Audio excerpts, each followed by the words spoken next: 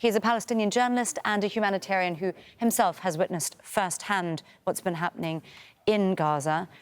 Mansour, let me ask you the question I was about to ask Hani. You yourself have spent time in al-Mawasi. You were there before you left Gaza in March. We're talking about a tiny strip of land, hugely densely populated. When you look at collateral damage from not just one, but multiple strikes in an area where people are living like that, can you give us a sense of the conditions on the ground, what that collateral damage assessment must have looked like? Al-Mawasi is a very small piece of land. It's around 15 squared kilometers. It's mostly a beach, and it now has tens of thousands of tents with families living there. When I listened to Benjamin Netanyahu's speech, I saw someone who was very emotional, a little bit irrational, and someone who was just fighting for his political career without taking into interest anything related to humanity, whether it's for the Israelis or the Palestinians. It's just someone who's fighting for his own interest.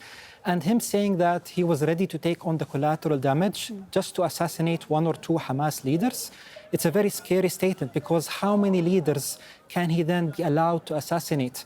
Whether he was successful or not, you can just do the math, right? Because I mean, if you are able to assassinate one leader, well, that leader has a lot of deputies, right? So where will it stop?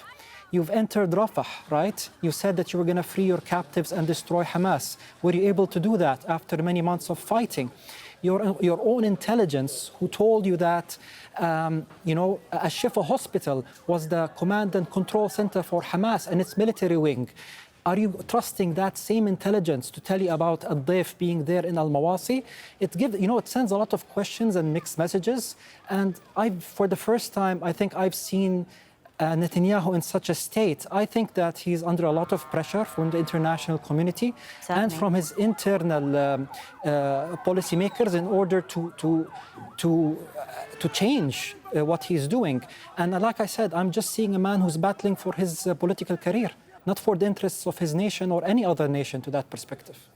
Mansour Shuman, a humanitarian and someone who's spent a huge amount of time in Gaza very recently yourself. Thank you so much for sharing those insights with us. Thank you for having me.